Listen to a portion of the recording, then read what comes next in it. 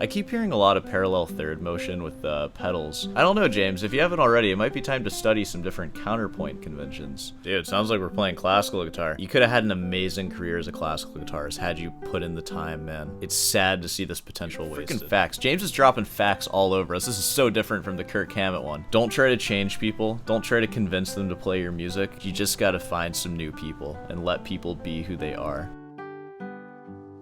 Hey, this is Cameron, and welcome to the reaction log. Whoa, whoa, whoa. Or should I say, yeah. We got a special spicy one here for you. This is the one and only James Hetfield, the first best guitarist in Metallica. And he's in Guitar Center, of course, because where else would he be? Apparently, Lars has a Guitar Center video too, so we should definitely check that out next, perhaps. You know, drums, that's a little off base from what we usually do here. What do we usually do here? I'm a classical guitarist, elitist snob. You guys know that. Unless this is your first video that you're watching, in which case, I'm glad that I mentioned that then. So, God, what's my freaking stand-up routine on James Hetfield? I don't know a whole lot about Metallica, but I always kind of felt like James is the sensible one. Kirk, he'll kind of throw out these ideas, and James is the one who has to actually decide which ones are good, which ones are bad. I don't know, just based on the little documentary clips that I've seen, it just seems like that's sort of how the dynamic works. We have James, who's the mastermind, and he's kind of telling everybody else what to do. So, unlike the Kirk Hammett video from Guitar Center that we saw, this one's probably going to be a little more, I don't want to say boring, but maybe a little less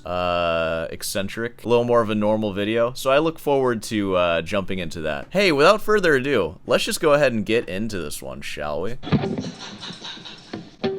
Yeah, there's that evil laugh.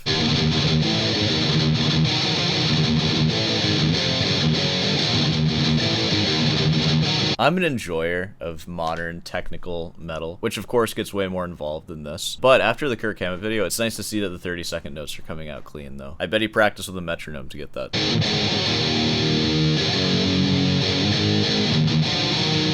A little cadence in there too, very classical. I was pretty much afraid of everything. Afraid of the world, afraid of speaking, you know, really shy kid. Wow, sounds like I would have bullied you in school.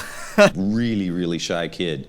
Music was a way to speak, as simple as that. I could either just journal, write poetry, write just whatever was in my head, strum a few chords, and put that together, and that's me. That's me telling the world about me when I can't do it on my own. Music was the voice I didn't have. How am I supposed to make fun of this? All right, yes, that's great. That's wonderful, James. You found your voice. We've talked a lot about that recently. Finding your voice through your instrument. It's a beautiful thing. That's great. All right, now do something funny. The kid in my high school, Downey High, who was in the jazz band. Uh-oh, I don't like this. Your high school didn't have a classical program? Yikes. Can we get some funding over there, please? Who was selling his guitar. He had I think it was a 69 SG with. Wow. Hey, that was a great year for guitars. I bet that guitar sounded a lot like these other guitars here. All the same. All right, I'm sorry. Keep going. He wanted to sell it. He said, "You want it?" And I said, "Yeah." "How much you want?" He said, $200. So I begged my mom and, you know, did chores, did whatever I could.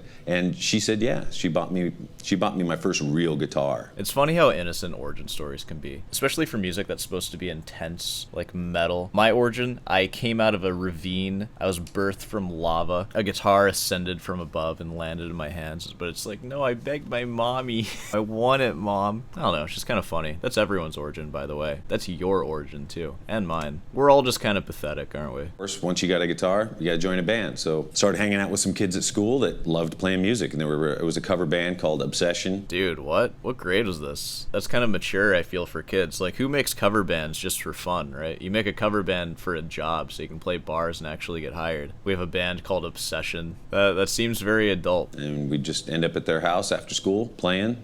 Black Sabbath was the band that just totally lit me up. So heavy. Yeah, I mean, maybe back then it was heavy. I sunk right into that. I could close my eyes and be in there. Me and a buddy growing up in school, John Zander was his name, we would try and top each other, you know, every day. Like, hey, look what I learned. And then, oh, well, look what I got. And like, oh, damn. And I'd go back and learn something else. And then he'd go, ah. So the great, you know, high school competition, you know, got us to another level, which was great. And then at some point it was like, wow, you know, the guys I'm playing with, I need to play with better players. Yeah, that's a great point, and also kind of a side thing that I've sort of thought about, because I've taught kids for a long time. Like, I don't anymore. I barely even teach adults anymore. Not really taking new students right now, I'm sorry. But you can still email me, link in the description. I will take new students at some point. But I taught a lot of kids online, and I always had that thought, because I have so many kids who never interact with each other, and I just feel if I started pitting them against each other, they would kind of build up. But at least through the platform I was using, OutSchool, I couldn't really figure out a way to actually get them to meet up because it was all online, right? So there's something really appealing about the music community, like having people to sort of compete with.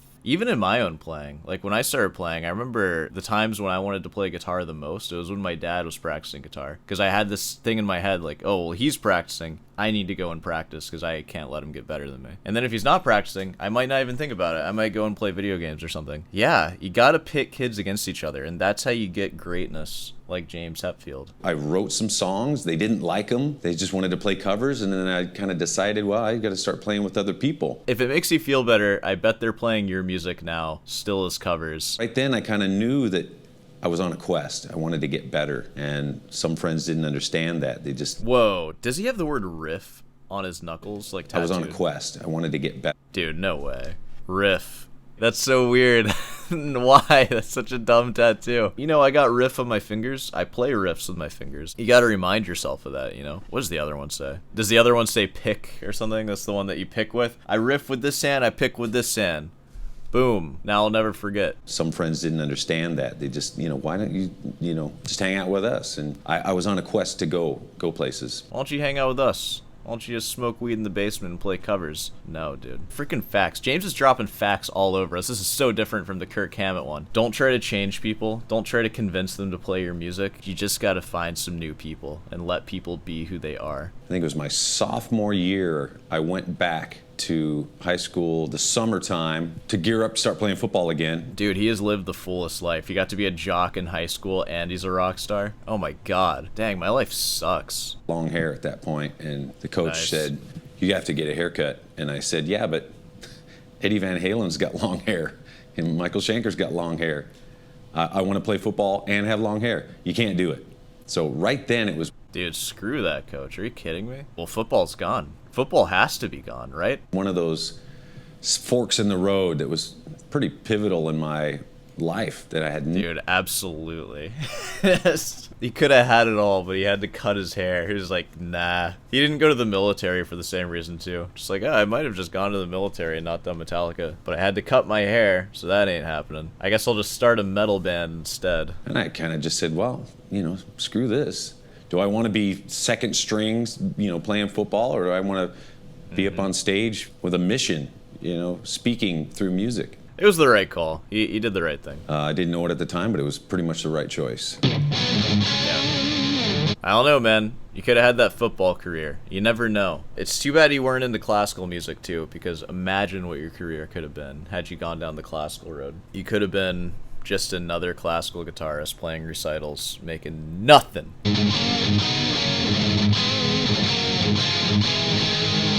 Wow, alright, so I'm getting a lot of harmonic language from this. What we have in there is counterpoints. Very nice. These are intelligent riffs. See, the thing, I didn't hear that in Kirk's riffing. It was a lot of just power chords moving around and then some like random scale noodles. This, we have some real counterpoint.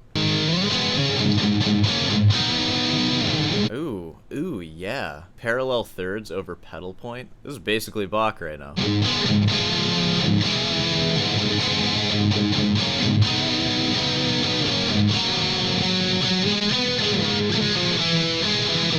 Alright, maybe that part's not so much, but,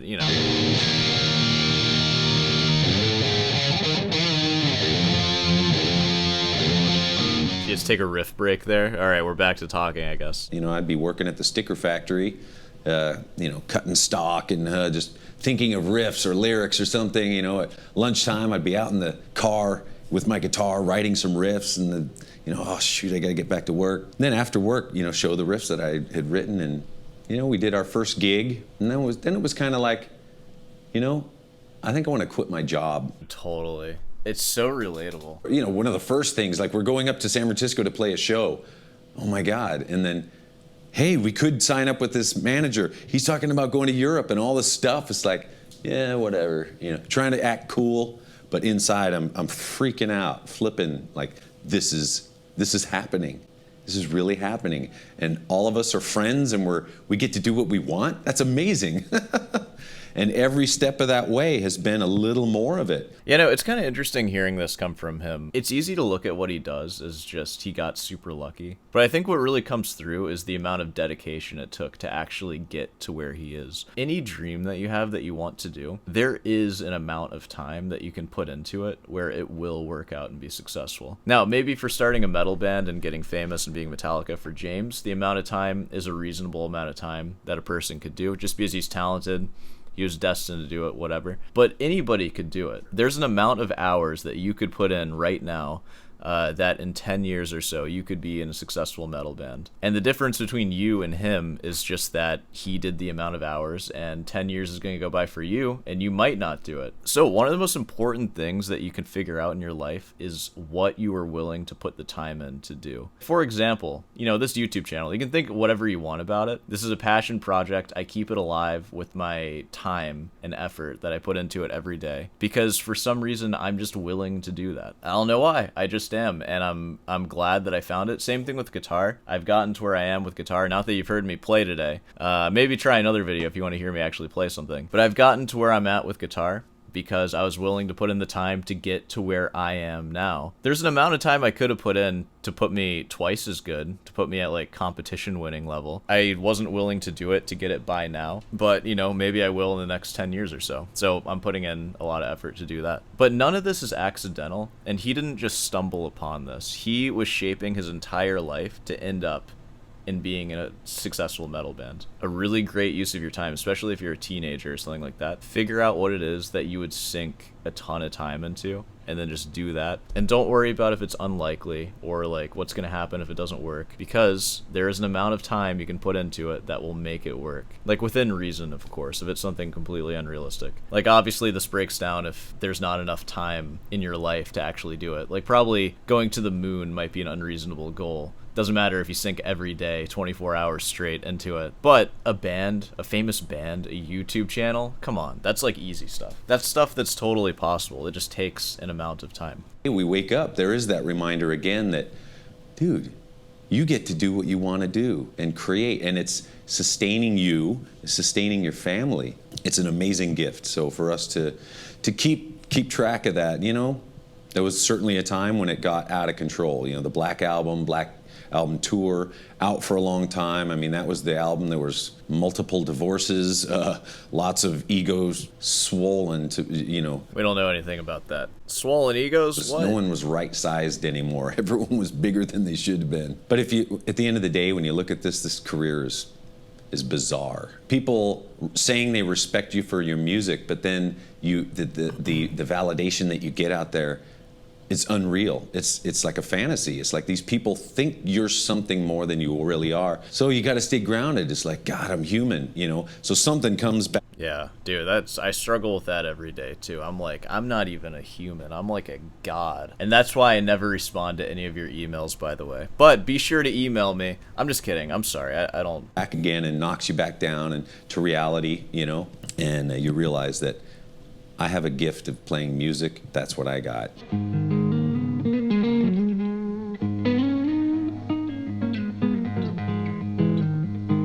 I keep hearing a lot of parallel third motion with pedals. I don't know, James, if you haven't already, it might be time to study some different counterpoint conventions. That's something that I love about playing classical guitar. It takes the stuff that you know and it stretches it beyond your imagination with composers like Bach, of course. You can see what's out there and what is possible with the notes that we play.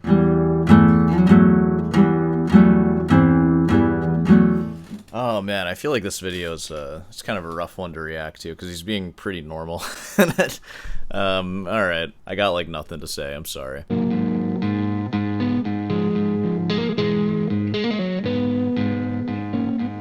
Dude, sounds like we're playing classical guitar. You could have had an amazing career as a classical guitarist had you put in the time, man. It's sad to see this potential wasted. You know, I grew up listening to guitar players. Mostly, I loved rhythm guitar. I don't believe that for a second. Players, you know, obviously. Dude, that's why you're successful right there. The people who get caught up in lead guitar are freaking trash. It's the rhythm that matters. That's what the song is. And I was one of those kids too. I was like, oh, you gotta play the solo. And you know what? It's kind of always, I feel, the dumb kids. I was kind of a dumb kid. Yeah, Kirk Hammett's solos, those are awesome, right? Those solos are always the dumbest part of the song. Especially when I listen to Metallica as an adult. It's like, yeah, of course, the riff is like the song. That's the identifying part of the song. That's the part you want to be able to play. So yeah, that's why he's successful. Tone Iommi is a big influence on most metal guitar players, and never heard of him. Obviously the riffs, the single note riffs, and they sounded fat.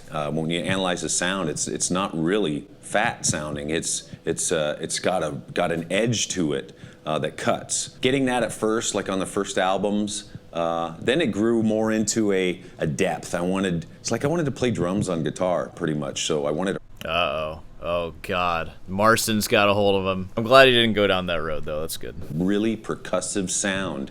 So one that really reacts quickly and is punchy, but also if you hang on a chord, it's going to fill the room. Hang on a chord. Nice subtitles, guys.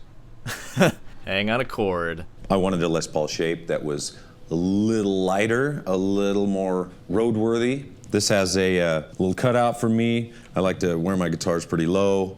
This is got a little more sharpness to it. I can get up a little higher, even though you don't want to hear me solo. I've tested probably, I think we went through about 30 different kinds of poles, different kinds of windings, different kinds of metals. Okay, so we're talking about his guitar now. He's got a thing. This one is very normal. I'm sorry about that. We didn't get to see a whole lot of crazy Metallica antics in this one because it's the level-headed James Hetfield. Maybe we need to do more Kirk Hammett. Whoa, okay, well, and also looking at the views, that's really surprising. I would have thought Kirk Hammett's video would have had more views. I feel like he's more famous, isn't he? But no, 22 million views versus Kirk Hammett's 7 million.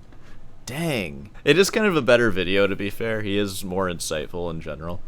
Kirk Hammett was just kind of silly. Yeah, I don't know. We can just call this video here. I mean, the main things to gather from this is just a careered musician who shared what he did to become that. And it's something I talk about a lot too. Not that I have a career or anything like James, of course. I'm trash slime on the road. But I do have something here, you have to admit. And it all comes from hard work. Same thing for James. There is no luck. This isn't the lottery. Like, I feel like we oftentimes talk about being in a super successful band as the lottery, which of course in some ways it is, but I really do believe there is an amount of effort and time that you can put into literally anything. And if you don't believe me, I don't know, pick something and then do it for 10 years for 8 hours a day and see if it's not your career or whatever by then. I bet you there's nothing in your life that you've put that kind of time into, and maybe it's time to start doing that. Give it a try. It doesn't have to be 8 hours a day. Just, find something that you're willing to do every day or most days, ideally for the rest of your life. So yeah, that's this one. Hopefully that was something for you. Anywho, if you made it this far, be sure to subscribe and leave a like. Of course, you can reach out for guitar lessons. My email's in the description. Not taking new students, but you can introduce yourself, state your case, all that stuff. Head on down over to Rootin's Delight for some merch, and there's a Patreon and member section. I live stream my practice. If you want to hear me play guitar and talk crap about that, you can certainly do that. Okay.